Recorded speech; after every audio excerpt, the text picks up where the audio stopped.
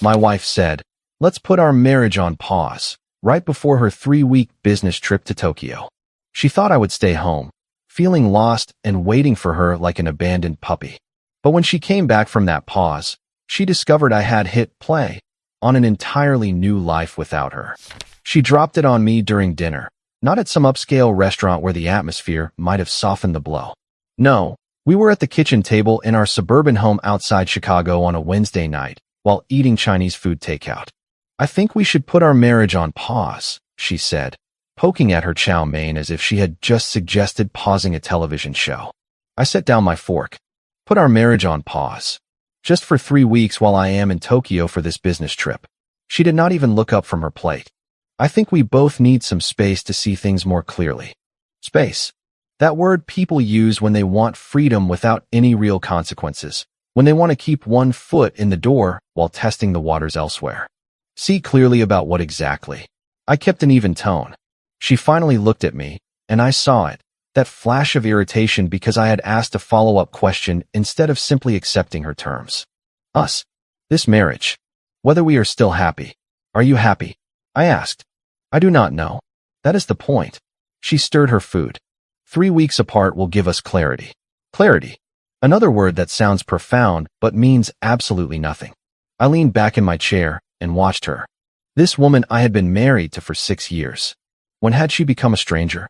"So you want to put our marriage on pause," I said slowly, "while you are on the other side of the world for 3 weeks. Exactly. She seemed relieved that I appeared to understand. No pressure, no expectations, just time to breathe and reflect. What she did not say, but what hung in the air between us, was no responsibility either, no rules, no real commitment, a free pass with a return ticket. The smart reaction would have been to argue, to demand answers, to ask the 1,000 questions burning in my head. But I had learned something about unhealthy patterns over the years. The person creating them always expects resistance. She had prepared herself for my anger, my pain, my despair. So I did something she was not prepared for. "Okay," I said. She blinked. "Okay. Sure. If that is what you need, then okay." I picked up my fork and went back to my food as if we had just agreed on what movie to watch. The confusion on her face was almost worth the punch in the gut I was feeling. She was expecting tears, arguments, maybe even begging. Instead, I was eating fried rice with the emotional investment of someone discussing the weather. "You are okay with this?" Her voice had an edge now. "You are an adult. You know what you want." I looked her in the eyes. 3 weeks. Is that it? Your flight leaves Saturday. Saturday morning, yes. She was watching me now, trying to figure out what game I was playing. "You are being weird about this." "How should I be?" I asked. "You want space. I am giving you space." It seems simple. The next 3 days were fascinating in the worst way. She kept bringing it up as if my acceptance bothered her more than resistance would have. She made comments about the trip, watching for my reaction. She mentioned how long 3 weeks was, waiting for me to crack. I did not. Friday night, she packed her suitcase in our bedroom while I watched television in the living room. She came out twice, lingering in the doorway as if she wanted to say something. Both times, I just nodded and went back to the screen. Saturday morning arrived. Her rideshare for the airport was scheduled for 6 o'clock in the morning. I got up at 5:30. I made coffee, acting like any other morning. She stood by the door with her luggage, and for the first time since Wednesday, she looked truly uncertain. "So, I guess this is it," she said. "Have a good flight." I handed her the travel mug of coffee I had made. "Send a text when you land." She took the mug, her hand shaking slightly. "Are you sure you are okay with this?" I smiled. Not a warm smile, not a cold smile, just a smile that said absolutely nothing. "You wanted a pause," I said. "Have a safe trip." She hesitated, then walked out. I watched her through the window, loading her luggage, getting into the car, and driving off toward O'Hare. The moment her rideshare turned the corner, I closed the door. I leaned against it and exhaled a breath I did not know I was holding. 3 weeks. She thought I would spend them waiting by the phone, yearning for her return, proving how much I needed her. She had no idea what 3 weeks of freedom could do to a man who had finally stopped lying to himself. I pulled out my phone and opened the Notes app. I started a new list. Things to do while the marriage is on pause. Item 1. Decide if I want to hit play again when she gets back. Spoiler alert. I already knew the answer. The house felt different with her gone, not empty, just honest. I spent Saturday doing what I had not done in years. Whatever I wanted. Ordering a pizza at 10 in the morning, because why not? Playing music she hated. Leaving dishes in the sink without getting a lecture on responsibility. On Sunday, the clarity she had promised started to hit me, just not the way she had intended. I called my buddy Derek. We were close before the marriage, then we drifted apart when she made it clear she did not like my friends. They are immature, she had said. Translation, they saw right through her. No way, Derek said when I told him about the pause. She actually said that? Word for word. And you said yes, just like that? It seemed easier than the alternative. I was sitting on the back patio, beer in hand, the first one I had had at home in months. She had turned our home into a strict wellness zone last year. Bro, you know what this is, right? Derek's voice grew serious. This is her testing the waters while keeping you as a backup plan. I had thought the same thing. Hearing it out loud made it real. Probably, I admitted. So, what are you going to do? Good question. What was I going to do? Monday morning, I took a personal day from work and made an appointment with Mark Reynolds, a divorce lawyer Derek had recommended. Not because I had decided anything final, just to understand my options. Mark Reynolds' office was downtown in Chicago. One of those places with leather chairs and law books lining every wall. He listened to my story without interrupting, taking notes on a yellow legal pad. Let me ask you something, he said when I finished. Do you think she will come back ready to fix this marriage? Honestly, I think she will come back expecting to find me broken and grateful that she returned. He nodded slowly. I have seen this pattern before. The spouse who asks for space usually is not looking for answers. They are looking for permission. Permission for what? To do whatever they want without technically being the bad guy. They can say we were on a break and dodge responsibility. It fit. She had been careful with her words. Not a separation, not a divorce, just a pause. Plausible deniability wrapped in therapy speak. What would you do? I asked. If you were me. Mark Reynolds leaned back. I would use these 3 weeks to get my affairs in order. Financial documents, property assessments, understanding your rights. If she comes back and you decide to reconcile, great. You have lost nothing but a consultation fee. But if she comes back expecting you to just accept whatever happened in Tokyo, he shrugged. You will be prepared instead of being caught off guard. I walked out of his office with a folder full of documents to gather and a strange sense of relief. I was not planning a divorce. I was planning for self-respect. That afternoon, I did something else I had not done in years. I went to the gym. Not the one she had picked with the organic smoothie bar and yoga studios. The old-school place with free weights and guys who actually sweat. It felt good. It felt like reclaiming something I had lost. Tuesday, my phone buzzed. A text from Tokyo. Settled in the hotel. Jet lag is brutal. Miss you. I stared at it for a long time. Miss you. 2 words that would have tightened my chest 6 months earlier. Now, it just felt like checking a box. I replied, glad you arrived safely. Get some rest. Short. Polite. Zero emotion. 3 dots appeared, disappeared, and reappeared. Finally, is that it? I could feel her frustration through the screen. She wanted more. She wanted me to pour out my feelings, to ask questions, to give her the attention she had put on pause. What else should I say? I replied. The dots appeared and disappeared twice more. No response came. Wednesday, I started looking into our finances properly. Not snooping, just looking at what was mine, what was ours, what would be fair. It turned out we had kept things fairly separate. My income, my accounts. Her income, her accounts.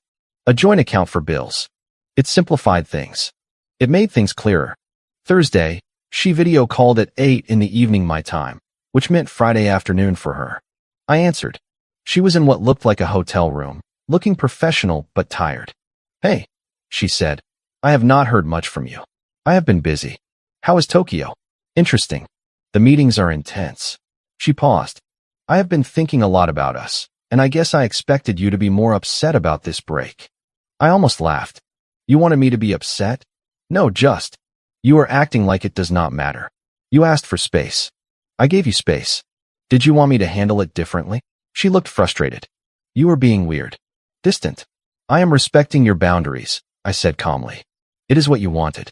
No. She opened her mouth, closed it, and tried again. I am starting to wonder if you even care about this marriage. And there was the trap.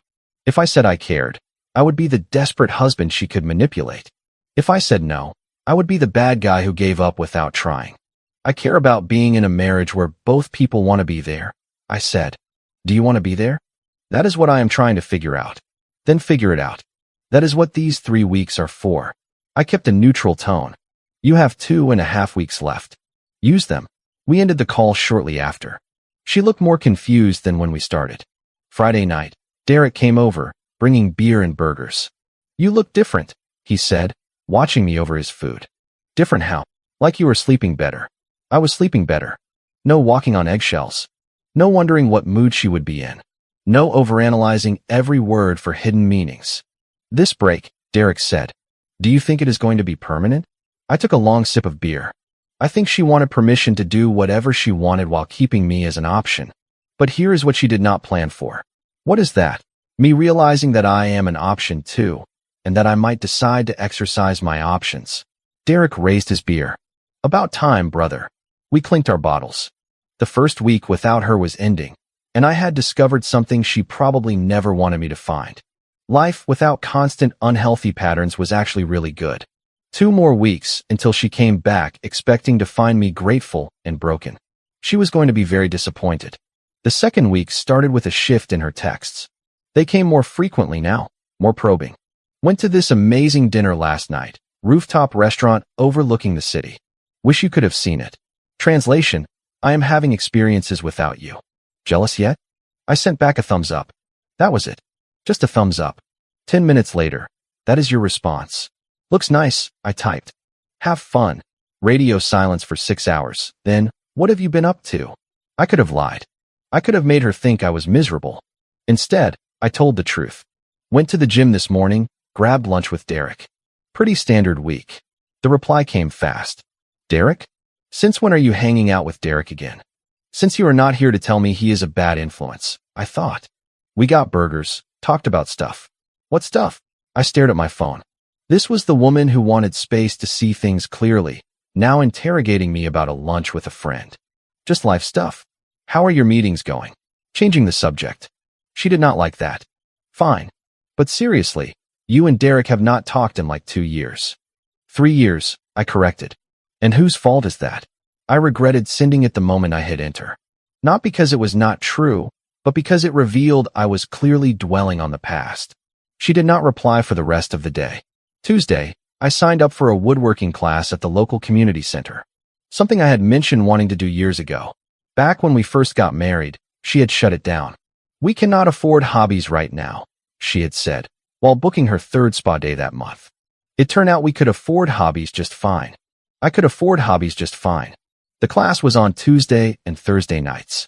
Just the basics, but I loved it. I loved working with my hands. I loved being surrounded by people who did not care about my marital status or whether I was meeting someone's expectations. Wednesday, she tried to call. I was in the middle of the woodworking class. Phone on silent. I did not see it until I got home at 9:30 in the evening. 3 missed calls, 2 voicemails. The first voicemail. Hey, just calling to check in. Call me back when you get this. The second voicemail. It has been 3 hours. Where are you? Call me. The entitlement in her tone was fascinating. She had asked for a pause in our marriage, but expected me to be available on demand. I texted instead of calling. Sorry, I was in class. Everything okay? What class? Woodworking. Started this week. Woodworking? Since when? Since I have some free time. 3 dots appeared and disappeared about 5 times. Finally, we need to talk tomorrow. Really talk, not over text. Sure, I replied. What time works for you? But I no longer felt that knot in my stomach, no more automatic anxiety over what she wanted to discuss. If anything, I was curious about the excuse she would come up with. Thursday, she called right at 6 in the evening my time. I was eating dinner before my woodworking class. You sound busy, she said after I answered. What is up? I have been thinking a lot about us. Her voice had that careful tone, the one she used when trying to sound vulnerable. This time apart has been hard. Really, I took a bite of my sandwich. I let the question hang. Of course it has. Have you not been struggling? Struggling. Interesting choice of words. I am managing, I said. Managing. She repeated it like it was a foreign concept. That is it. You were just managing. What were you expecting? I do not know. Maybe a sign that you miss me? That this break is affecting you. I put down my sandwich. You asked for space to decide if you were happy in this marriage. Did you want me to spend 3 weeks begging you to come back to prove that I need you? Silence. Because that is not going to happen, I continued. You wanted clarity? I am getting clarity too. What does that mean? Her voice rose slightly. It means I am realizing things while you are away. Like what? Like how much easier it is to breathe when I am not constantly worried about saying the wrong thing, doing the wrong thing, or being the wrong thing.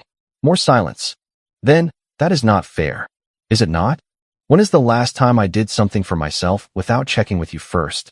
When is the last time I saw my friends without getting a lecture on priorities? I never stopped you from seeing your friends. I almost laughed. You did not need to stop me.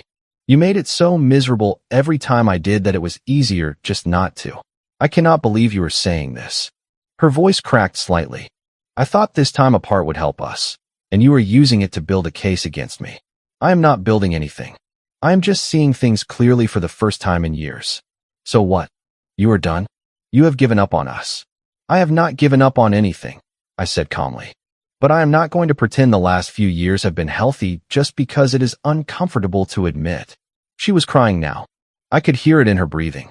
A year ago, her tears would have broken me, made me apologize, backtrack, do whatever it took to make her feel better. Now, I just felt tired. Listen, I said. You have a week and a half left in Tokyo. Finish your trip. Decide what you want. I will be here. Will you? The question came out sharp. Because it sounds like you are already gone. I am exactly where you left me, I said. But I am not waiting around like a lost puppy. That is not who I am. We ended the call shortly after. I sat in my car for a few minutes to process. Then I went to my woodworking class. Friday afternoon, Derek called. Man, you are not going to believe this, he said. What? Megan ran into your wife's friend Stephanie. Apparently, Stephanie got a call from Tokyo last night. Your wife was crying about how you have changed, how cold you are, how she thinks you are going to leave her. She said that word for word? According to Stephanie. Stephanie asked what she expected by taking a break from her marriage. Your wife apparently said she just needed to clear her head, not lose her husband. I could not help it. I laughed. I genuinely laughed. What is so funny? Derek asked. She wanted a break. She gets a break, but she still wants me on standby, ready to jump when she snaps her fingers. So what are you going to do? Finish my woodworking project, go to the gym, maybe get dinner with people who actually value my time. And when she comes back? I looked around the living room at the space I had reclaimed, at the life I had started to rebuild.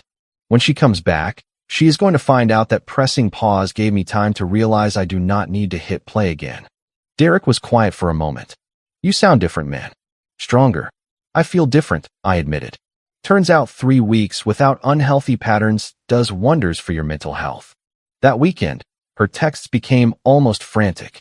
Photos from Tokyo, long messages about her day, questions about mine, each one more desperate for engagement than the last.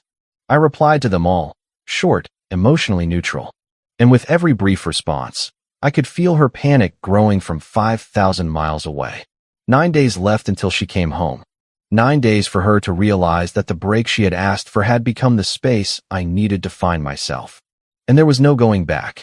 I was finishing my bench press set when my phone buzzed on the gym floor. Saturday morning, 9 days into her 3-week trip. A text from her. I am flying home Monday. Need to talk in person. No question mark. No asking if it was okay, just an announcement. I wiped the sweat from my face and stared at the message. She was coming home a full week early. Everything all right? My gym buddy Justin asked as he racked his weights. My wife is cutting her trip short. The one on a marriage pause. Justin was new in my life, met at this gym. Ex-military, zero tolerance for nonsense. That is interesting timing. Is it not? Are you ready for that conversation? I thought about the divorce papers in my desk drawer. Not filed, just prepared. Just in case. Yeah, I said. I am ready. Monday arrived faster than expected. I took the day off work. I cleaned the house, not because she expected it, but because I wanted to. I finished the cutting board I had made in woodworking class. I went for a run. Her flight was supposed to land at 2 in the afternoon. She had texted that she would take a rideshare straight home. I was ready by 1 in the afternoon. sitting in the living room, cutting board on the coffee table, mentally prepared for what was coming. She walked through the door at 3:15 in the afternoon. 2 large suitcases, looking exhausted and somehow different. Shorter hair, new clothes. "Hi," she said, setting her bags down. "Welcome back. How was the flight?" She looked around the house like she was seeing it for the first time, registering the changes. The workout equipment in the corner I had bought last week, the woodworking magazines on the end table, the absence of her usual clutter. "The house looks different," she said. "I have been busy." She picked up the cutting board, running her fingers over the smooth walnut wood. "Did you make this?" "Finished it." "Woodworking class." "Right. The class." She set it down delicately. "We need to talk." "Okay. Do you want something to drink first? Water, coffee?" "No, I just..." She sat on the couch, and I could see it now. The exhaustion was not from the travel. It was from stress. "I made a mistake." "Which mistake are we talking about?" She flinched at my tone. "The break. Asking for space. All of it." "Why was it a mistake?" "Because I thought the time apart would help me see clearly. But instead, it just made me realize what I have. What I could lose." I sat in the armchair across from her, not next to her on the couch. The distance was deliberate. "What changed?" I asked. 9 days ago, you needed 3 weeks to decide if you were happy. Now, you are back early saying it was a mistake." She looked at her hands. "I talked to Stephanie. She mentioned running into Derek's girlfriend. Said you seemed different, happy. And that bothered you." "It scared me," she corrected. "The idea that you were moving on, that you did not need me." "I do not need you," I said quietly. Her head snapped up. "What? I do not need you. That is what these 9 days have taught me. I can function perfectly fine on my own. Better, in fact." "So that is it. You have already made your decision. You asked for a break. I gave you one. But breaks work both ways. While you were in Tokyo deciding if you wanted this marriage, I was here deciding the same thing. And..." Her voice was barely a whisper. "I spent the last 9 days reconnecting with friends you pushed away, doing hobbies you rejected, going to the gym without hearing that it was taking time away from us. And do you know what I realized?" She did not answer. "I realized that being alone feels better than being with someone who makes me feel lonely anyway." Tears started streaming down her face. "Are you saying you want a divorce?" "I am saying this break showed me what our marriage really is. You control everything. Who I see, what I do, how I spend my time. And the moment you let go of that control for 9 days, you panic and come running back. That is not fair. I was trying to work on myself by going to Tokyo." I cut her off. "By asking for space from your marriage during a business trip. What exactly were you working on?" She stood up, pacing now. "I know it sounds bad, but I really needed time to think, to decide what I wanted." "And what do you want?" "I want us. I want this marriage to work." "Why?" I stood up too, keeping the coffee table between us. "Because you actually want it? Or because you do not like the idea of me being okay without you?" "That is not." "Answer the question. If you came home and found me devastated, begging you to stay, would you respect me more or less?" She froze. The answer was written on her face. "That is what I thought," I said. "You wanted to come back to me broken so you could be the one to fix things on your terms, under your rules." "I did not." "You did. And when you heard I was fine, you cut your trip short. Not because you missed me, but because you were losing control." She was crying harder now. "I love you. Maybe you do. But love is not enough when it comes with unhealthy patterns. So what now?" She wiped her face. "You have made your decision, is that it?" I went to my desk, pulled out the folder Mark Reynolds had prepared, and placed it on the coffee table next to my cutting board. "I have had a lot of time to think these past 9 days," I said. "Met with a lawyer, got our finances in order. Decided what is fair." She stared at the folder like it was a bomb. "You filed for divorce?" "Not yet, but I am ready to." "I cannot believe this." Her voice rose. "I asked for 3 weeks to work on myself, and you used it to plan our divorce. You asked for 3 weeks to decide if you wanted this marriage. I used 9 days to realize I do not want a marriage that requires pauses. I want a partner, not someone who keeps me around as an option." She grabbed the folder, opened it, and started reading. I watched her face go from anger to shock, to something closer to acceptance. "This is really happening," she said softly. "It does not have to," I said. "We could try marriage counseling, try to rebuild, but it has to be genuine. No more unhealthy patterns. No more control. No more testing me to see if I will break. I was not testing you. You absolutely were. And I failed your test by passing it. She looked at me, confusion clear on her face. You wanted me to fall apart without you, I explained, to prove that you were essential. When I did not, when I actually thrived, it terrified you because it meant you could no longer control the narrative. She closed the folder, put it down, and sat back on the couch, looking smaller somehow. What if I promise to change? She asked. What if we start fresh? Start fresh from what? From the unhealthy patterns? From years of making me feel guilty for having friends, having hobbies, having a life outside of your approval. I did not realize I was doing that. Maybe you did not. Or maybe you did and convinced yourself it was justified. I sat back down, suddenly exhausted. Either way, these 9 days showed me something important. They showed me who I am when I am not constantly trying to be who you want me to be. And who are you? Someone who deserves better than a marriage that has to be put on pause. We sat in silence for a long time. The cutting board sat between us. Solid, simple, and honest. A reminder that I had built something with my own hands while she was gone. I will stay at Stephanie's place tonight, she finally said. Let us give ourselves some time to process. Probably smart.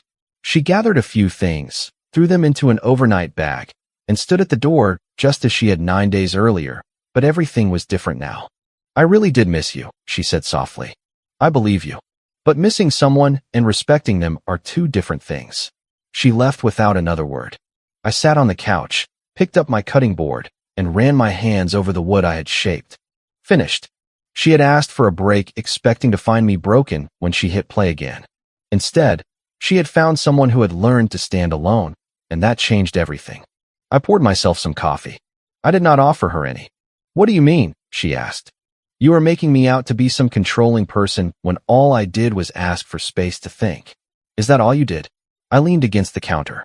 Because from my perspective, you spent years making me feel guilty for having a life outside of you, then asked for a break when it suited you, and came running back the moment you realized I was okay without you. That is not what happened. Then tell me what happened. Why did you cut your trip short? She hesitated. I told you. I realized I made a mistake. Try again, and this time be honest. Her face flushed. Fine. Stephanie told me you were at the gym and looking good, that Derek mentioned you seemed lighter, happier, and it made me think that maybe you were moving on. So you came back to stop it. I came back because I love you. You came back because you did not like losing control. I set my coffee down. There is a difference. She sat on the couch, and I saw it then. The shift from defensiveness to something else, desperation, maybe. What do you want from me? She asked. You want me to admit I was wrong? Fine, I was wrong. The break was a bad idea. I should have just talked to you about my feelings instead of running off to Tokyo. And why did not you? Because talking to you became impossible. You shut down every time I try to have a serious conversation. I almost laughed. I shut down? Do you realize that is exactly what you do? No. Twisting everything so that I am always the problem. That is not true. Last year, I cut her off. I mentioned wanting to do a fishing weekend with Derek. You turned it into a 3-day argument about how I was not prioritizing our marriage. Remember that? She looked away. 2 years ago, I continued. I signed up for a photography class. You guilt-tripped me into dropping it because the Thursday night sessions were our time together. Even though we spent those nights with you on your phone while I watched television. You are keeping score now. I am pointing out a pattern, one you do not see or refuse to acknowledge. I moved to the armchair across from her. You control the narrative. You decide what is acceptable and what is not. And when I finally stopped playing along, you panicked. So what do you want? Her voice rose. You want me to grovel? To beg for another chance? I want you to understand why I am done. The word hung in the air between us. Done. Final. Not up for negotiation. You are serious about the divorce? It was not a question. I think it is best for both of us. How is destroying our marriage best for both of us? Because we are not happy. You are not happy, or you would not have asked for a break. I am not happy, or I would have fought harder to stop you from leaving. She was crying again. We can fix this. We can go to counseling, work on communication. We are past that. I kept an even tone. You asked for space to decide what you wanted. Well, I decided what I want. I want a life where I can breathe without permission. That is not fair. I gave you plenty of freedom. Really? Name one thing I have done in the last 3 years that you fully supported without making me feel guilty. Silence. Exactly, I said. In these past 9 days, I have done more for myself than in the last 3 years combined. That tells me everything I need to know. She stood up abruptly. Fine. If you want a divorce so badly, let us do it. But do not pretend to be the victim here. I am not the victim. Neither are you. We are just two people who should not be married anymore. Because I made one mistake. Because you made 1,000 mistakes, and this one was just the first one I finally recognized for what it was. I stood up too. The break was not the problem. It was the symptom. You wanted an escape hatch while keeping me on standby. That is not a marriage. That is an insurance policy. I hate you right now, she said softly. I know, but you will get over it, and eventually, you might even realize I am right. She grabbed her bag, walked to the door, and stopped with her hand on the knob.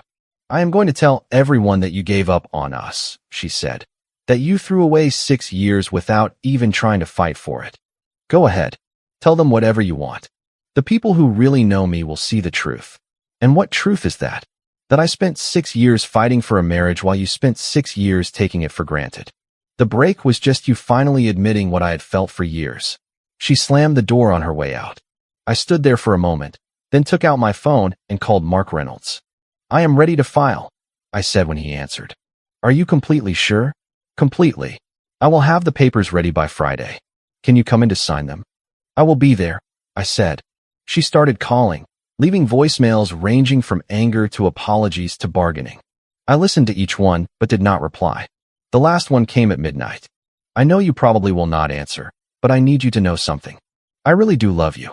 I always have. And I am sorry that was not enough. I am sorry I was not enough. But destroying what we had is not going to make you happy. You are going to regret this. I deleted it without replying. Friday morning, I signed the divorce papers at Mark Reynolds' office. He explained the next steps, serving the papers, the waiting period, dividing assets. It was straightforward. We had kept our finances mostly separate. The house was rented, not owned. No kids, no complicated entanglements. This is one of the cleanest divorces I have handled, Mark Reynolds said. Should be finalized in a few months. Assuming she does not contest. She will contest, I said. Not because she wants to fight, but because she will want to maintain control for as long as possible. He nodded. I have seen that before. Stand firm. Do not engage in the drama. Let the process do its job. I walked out of his office feeling lighter than I had in years. It was not the ending I had imagined when I got married, but it was the ending I needed.